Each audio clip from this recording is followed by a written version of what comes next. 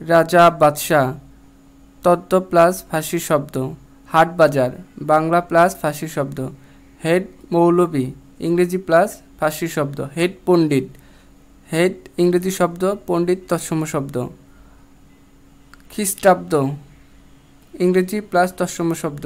ডাক্তারখানা ডাক্তার ইংরেজি, খানা ফার্সি শব্দ। পকেট মার, পকেট ইংরেজি, মার বাংলা শব্দ।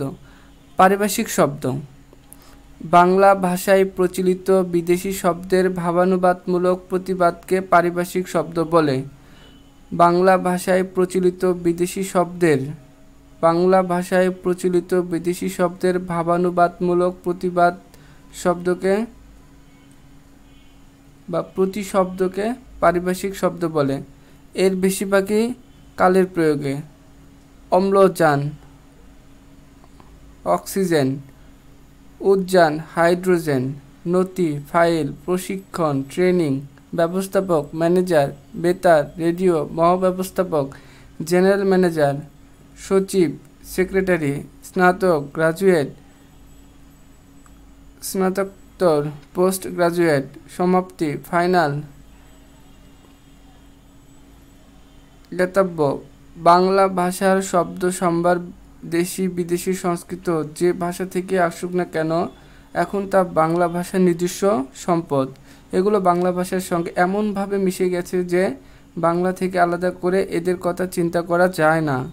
টেলিফোন, টেলিগ্রাফ, রেডিও, স্যাটেলাইট ইত্যাদি প্রচলিত শব্দের কঠিনতর বাংলা পরিভাষা সৃষ্টি নিষ্প্রয়োজন।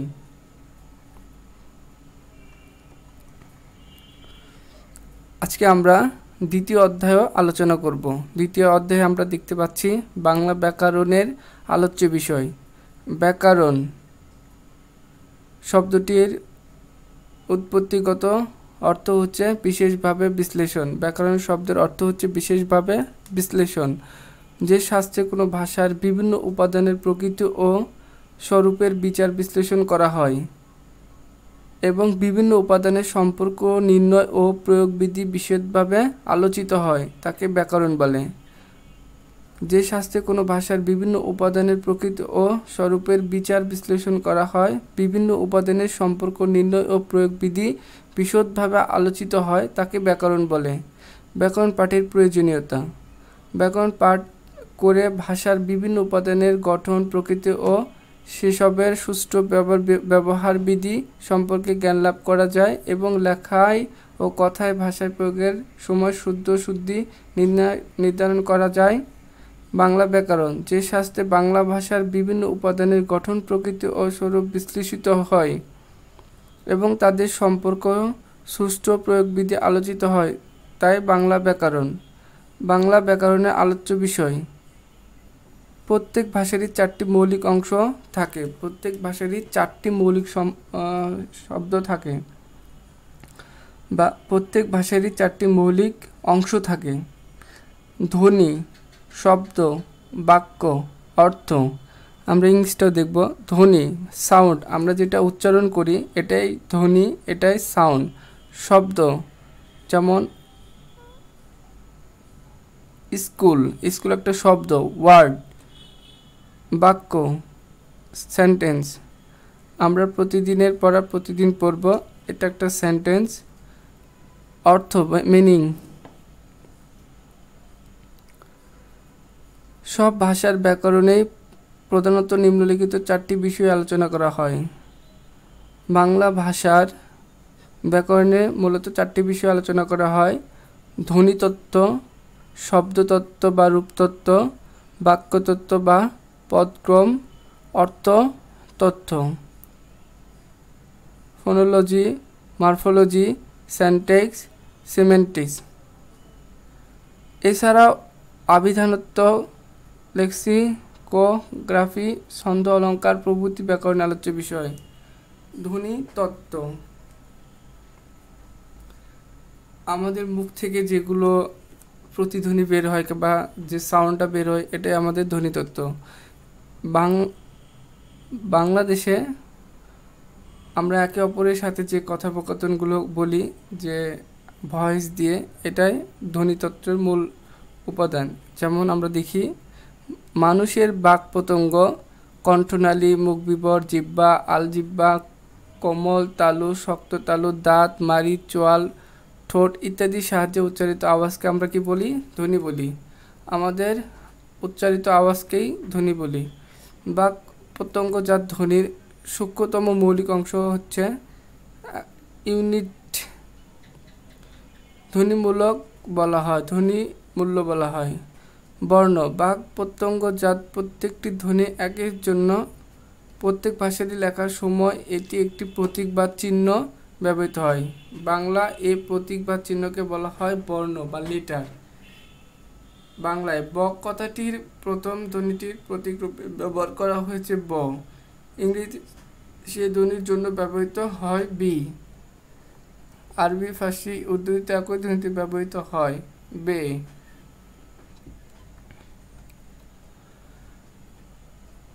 ধ্বনির উচ্চারণ প্রণালী, উচ্চারণের স্থান, ধ্বনির চিহ্ন বা বর্ণের বিন্যাস, ধ্বনি সংযোগ, সন্ধি বা ধ্বনির পরিবর্তন, লোপ, নত্য সত্য বিধান ইত্যাদি বাংলা ব্যাকরণের ধ্বনিতত্ত্বের আলোচ্য বিষয়।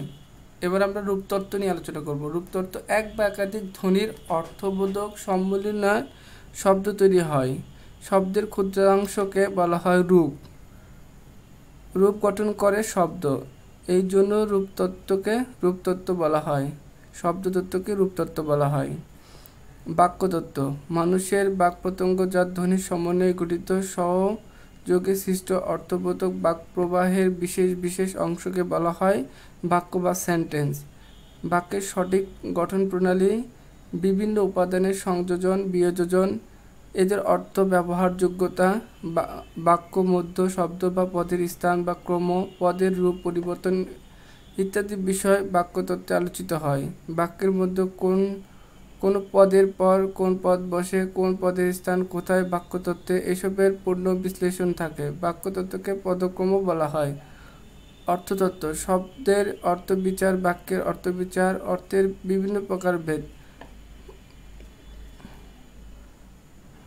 মুখ্যার্থ, গৌণার্থ, বিপরীতার্থ ইত্যাদি অর্থতত্ত্বের আলোচ্য বিষয়।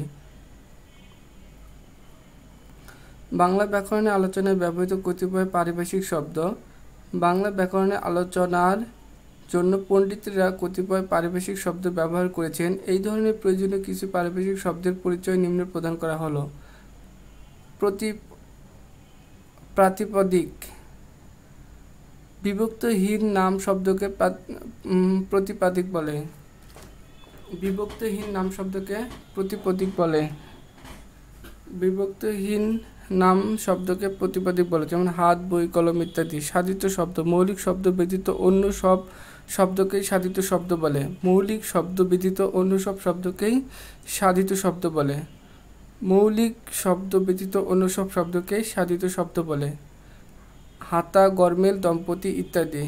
সাধিত শব্দ দুই প্রকার, নাম শব্দ, ক্রিয়া শব্দ। প্রত্যেকটি নাম শব্দের ও ক্রিয়া শব্দের দুইটি অংশ থাকে, প্রকৃতি ও প্রত্যয়।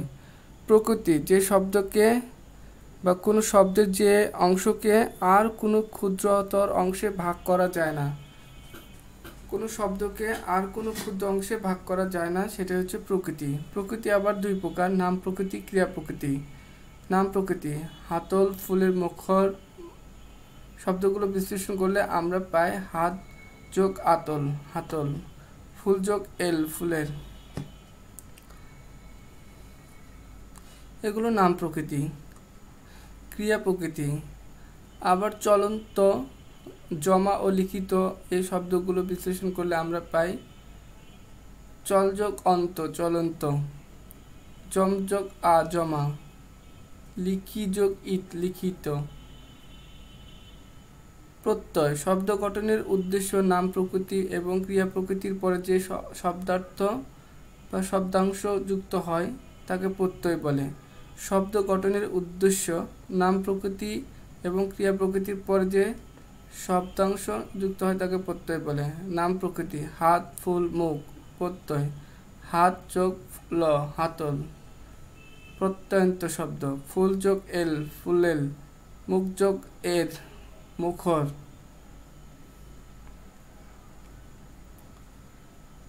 তদ্ধিত প্রত্যয় বাংলা শব্দ গঠনে দুই প্রকার প্রত্যয় পাওয়া যায়। বাংলা শব্দ গঠনে দুই প্রকারের প্রত্যয় পাওয়া যায়, তদ্ধিত প্রত্যয় এবং কৃৎ প্রত্যয়। তদ্ধিত প্রত্যয় শব্দ মূল বা নাম প্রকৃতির সঙ্গে যে প্রত্যয় যুক্ত হয়ে নতুন শব্দ তৈরি করে তাকে তদ্ধিত প্রত্যয় বলে। নাম প্রকৃতির সঙ্গে যে প্রত্যয় যুক্ত হয়ে নতুন শব্দ তৈরি করে তাকে তদ্ধিত প্রত্যয় বলে। হাতল, ফুলের, মুখর শব্দের যথাক্রমে ল, এল, বয়সীয় র তদ্ধিত প্রত্যয়।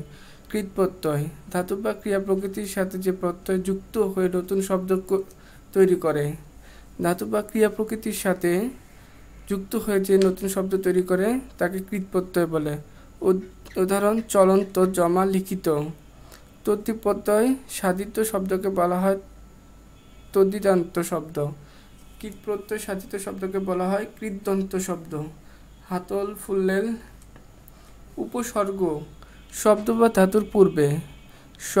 ধাতুর পূর্বে কতিপয় সুনির্দিষ্ট অব্যয় জাতীয় শব্দাংশ যুক্ত হয়ে সাধিত শব্দের অর্থের পরিবর্তন, সম্প্রসারণ, সংকোচন ঘটিয়ে থাকে, এগুলোকে বলা হয় উপসর্গ।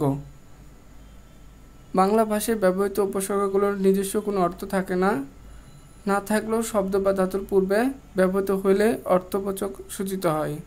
পরা একটি উপসর্গ, এর নিজস্ব কোনো অর্থ নেই, কিন্তু জয় শব্দের পূর্বে যুক্ত হয়ে হলো পরাজয়, এটি জয়ের বিপরীতার্থক। এইরূপ দর্শন অর্থ দেখে আগে উপসর্গ যুক্ত হয়ে হলো প্রদর্শন। বাংলা ভাষায় তিন প্রকারের উপসর্গ দেখা যায়। বাংলা ভাষায় কত ধরনের উপসর্গ দেখা যায়? তিন ধরনের উপসর্গ দেখা যায়। সংস্কৃত, বাংলা, বিদেশি উপসর্গ। সংস্কৃত, বাংলা, বিদেশি উপসর্গ। সংস্কৃত উপসর্গ পরা, অব এরূপ 20টি সংস্কৃত বা তত্ত্ব উপসর্গ রয়েছে। তৎসম উপসর্গ তৎসম শব্দ বা ধাতুর পূর্বে ব্যবহৃত হয়। পূর্ণ একটি তৎসম শব্দ পরি উপসর্গ যুগে হয় পরিপূর্ণ। বাংলা উপসর্গ অ, অনা, অগা, অজ, আ, অবনি ইত্যাদি অব্যয়জাতীয় শব্দাংশকে বলা হয় উপসর্গ। খাঁটি বাংলা শব্দের আগে এগুলো যুক্ত হয়, যেমন অকাজ, অনাসৃষ্টি। বিদেশি উপসর্গ কিছু বিদেশি শব্দ বা শব্দাংশ বাংলা উপসর্গ রূপে ব্যবহৃত হয়, অর্থের বৈচিত্র্য সৃষ্টি করে। বিদেশি উপসর্গ বিদেশি শব্দের সঙ্গেই ব্যবহৃত হয়। ব্যাহেড, লাপাত্তা, গড়, হাজির। অনুসর্গ বাংলা